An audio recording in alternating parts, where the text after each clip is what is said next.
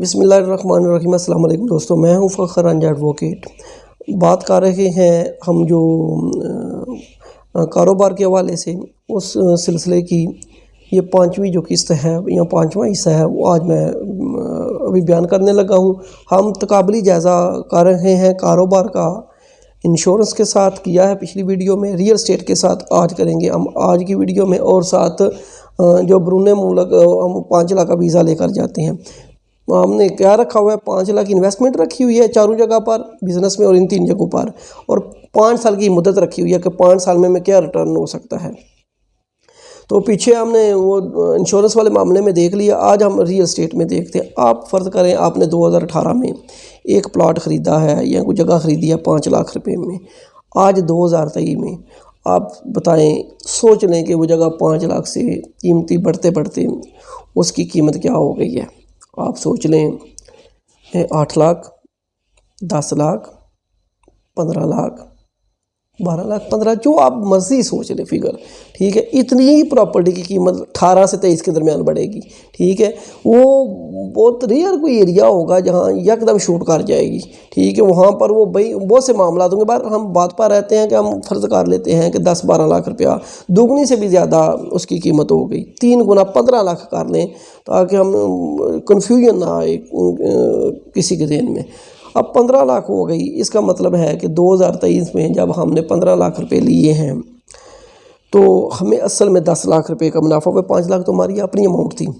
تو میرا پھر اپنے دوستوں سے وہی سوال ہے کہ اگر جب آپ نے وہ 5 لاکھ روپے 2018 میں لگائے تھے، اس وقت ان 5 لاکھ کی قیمت کیا تھی، اور آج جو 10 لاکھ آپ کو مل رہے ہیں اضافی، ان کی قیمت کیا ہے، تو آپ کو پتہ چل جائے گا جب اب یہ کمپیریزن کریں گے کہ یہ قیمت نہ ہونے کے برابر ہے۔ یہ آپ دیکھ لیں گے کہ آپ کو 5 لاکھ روپے پر 5 سال کا منافع کتنا ملا، آپ کو ملا 10 لاکھ، کر لیا ہے ہم نے کہ 10 لاکھ آپ کو ریئل اسٹیٹ میں انویسٹمنٹ کرنے کی وجہ سے فائدہ ملا۔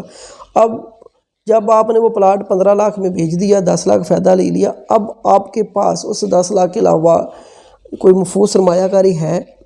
کوئی آپ کا سرمایہ مفروض کوئی جس طرح کاروبار ہوتا ہے تو بندے کے پاس کاروبار تو برقرار رہتا ہے، تو وہ کیا برقرار ہے؟ نو، وہ بھی انشورنس کی طرح جب آپ نے انشورنس میں 10 لاکھ واپس لے لیے، آپ نے ادھر 15 لاکھ لے لیے، آپ کا جو مفروض سرمایہ ہے وہ نیل ہو گیا، ٹھیک ہے۔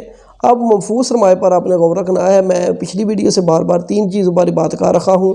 ایک ہے جو ہم جس پروجیکٹ میں لگا رہے ہیں وہ 5 لاکھ کا سرمایہ لگا رہے ہیں، 5 سال کی مدت کے لیے لگا رہے ہیں، وہ ہمیں کتنا پرافٹ دے رہا ہے وہ پرافٹ ہم نوٹ کر رہے ہیں، اور جو ہمارے پاس مفروض سرمایہ باقی بچ رہا ہے وہ کتنا ہے۔ مفروض سرمایہ سب سے اہم ہے، وہ بھی انشورنس کی طرح ابھی ذرا ہمارے پاس نیلی بچ رہا ہے، ٹھیک ہے۔ اب ڈی ویلیویشن تو ایک طرف رہی، ٹھیک ہے۔ اس کا نقصان یہ ہوا کہ آپ کی 5 لاکھ کی 2018 میں جو آپ نے انویسٹمنٹ کی ہے اس نے آپ کو کوئی فائدہ نہیں دیا۔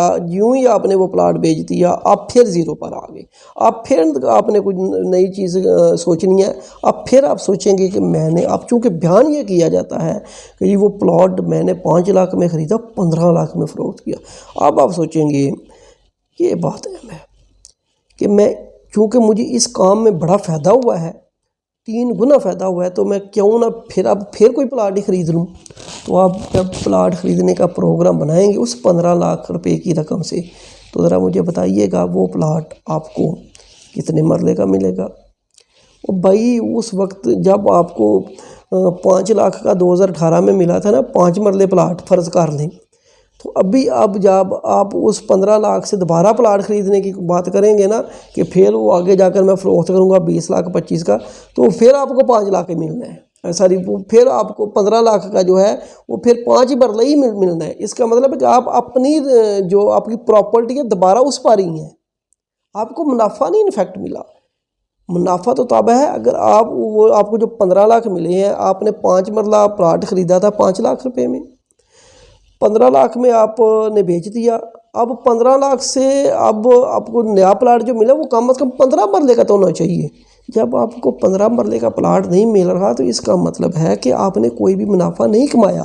وہ منافع جو انشورنس کی طرح آپ کو نظر آ رہا ہے وہ ایک فریب ہے، وہ نظر کا فریب ہے، وہ دماغ کا فریب ہے، ٹھیک ہے۔ وہ ہمارے اندر بھری گئی ہے بات تاکہ ہم ادھر ہی بھٹکتے رہیں۔ وہ ہمارے اندر یہ بات بھر دی گئی ہے کہ یہ جو منافع ہے یہ 10 لاکھ کا منافع ہے۔